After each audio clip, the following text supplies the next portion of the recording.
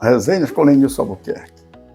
Vá lá, curta, dê o like, compartilhe, siga o programa e comente. Hoje nós teremos mais um jogo pela segunda fase do Campeonato Paraense, o primeiro da segunda fase, entre Clube do Remo e Águia de Marabá, às 20 horas, no Zinho Oliveira, em Marabá. Este jogo ele é muito importante para a definição do trabalho do Osório. A imprensa toda está falando, todo mundo está falando no Osório, a gente não gostaria nem de falar mais isso, mas é um teste para ele. Porque, não sei se ele já entendeu, mas o Campeonato Paraense, para os torcedores do Pará, é muito importante. E o Remo, na primeira fase, dos 6 jogos, ganhou apenas 2 e empatou 4. Um time com a folha de pagamento do Remo milionária não poderia, com todo respeito a São Francisco, empatar com São Francisco. Empatar com Castanhal aos 50 e poucos minutos. Porque só o salário do Pikachu é superior a toda a folha de pagamento do São Francisco. Isso faz a diferença. Um jogador de futebol, ele precisa ter uma estrutura, ele precisa ter um apoio financeiro e técnico, uma boa alimentação, uma boa moradia e etc. O Remo tem tudo isso, paga salários altíssimos. E no Campeonato Paraense, só ganhou 2 partidas. Terminou em 5º lugar. E ganhou o Águia de 3-0. Realmente ele ganhou o Águia de 3-0. Deu uma goleada. E os gols do Águia saíram do cruzamento do jogador chamado Freitas, que está nos times que o Osório classifica como B. Esteve jogando lá. E nesse jogo ele fez 2 cruzamentos. Um para o gol do Nico e outro para o Pavani. Quando terminou agora o último jogo contra o Castanhal, o técnico Osório disse que manteria esse time para a partida contra o Águia. E era lógico, se você ganhou de 3, você vai manter o time, que é classificado como B. Isso ele disse. Poderia colocar outros jogadores, mas manteria esse time. E, inexplicavelmente, na convocação agora, vê-se que ele não convocou nem o Freitas, nem o Pavani e priorizou os atletas que disputam a Série A.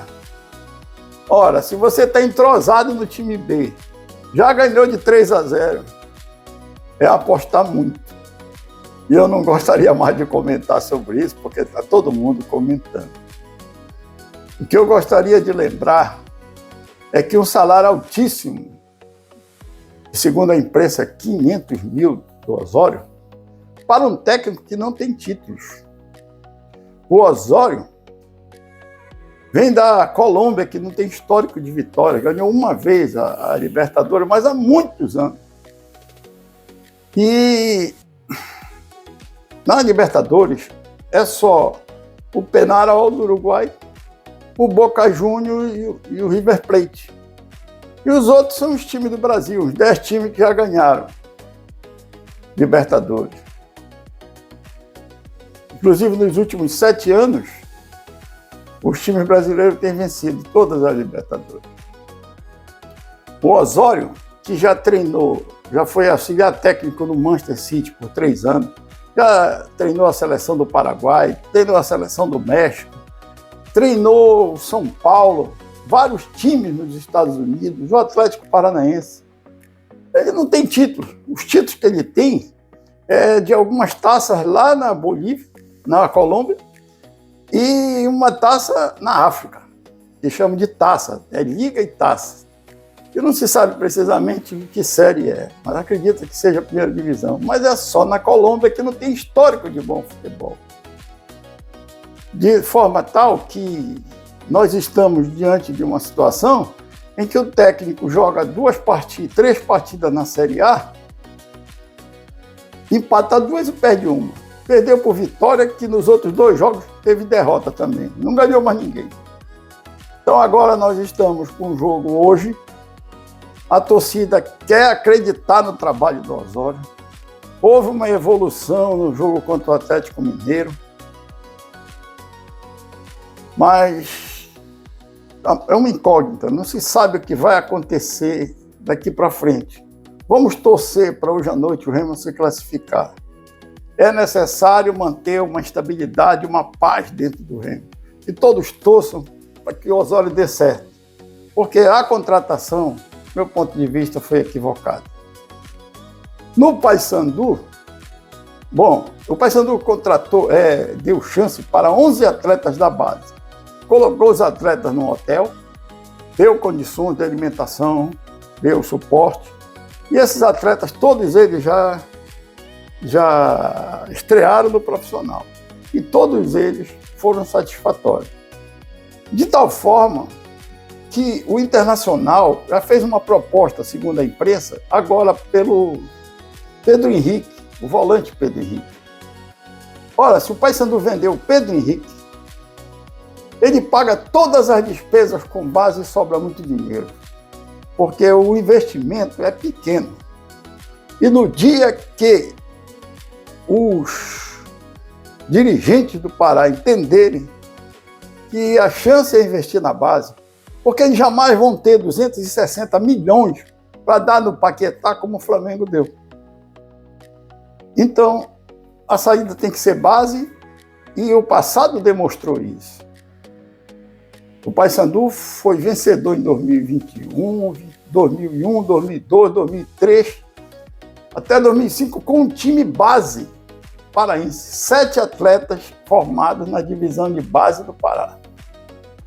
E nós vamos ver de novo os Velbers, os Jobs, esse pessoal aí de volta.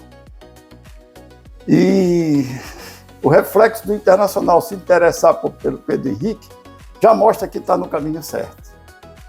Esse é o caminho, não tem outro para os times do Pará. O Remo precisa seguir isso. Esse campeonato paraense poderia ter dado mais chance para esses garotos. E na Tuna, a volta do Robson Melo, que é um técnico vencedor na Tuna. Ele conseguiu trazer a Tuna, que estava há 8 anos na Série B, ele trouxe a Tuna para a Série A do Paraense e foi vice-campeão paraense no jogo contra o Paysandu. Ele perdeu só para o Paysandu. Então, eliminou o Remo.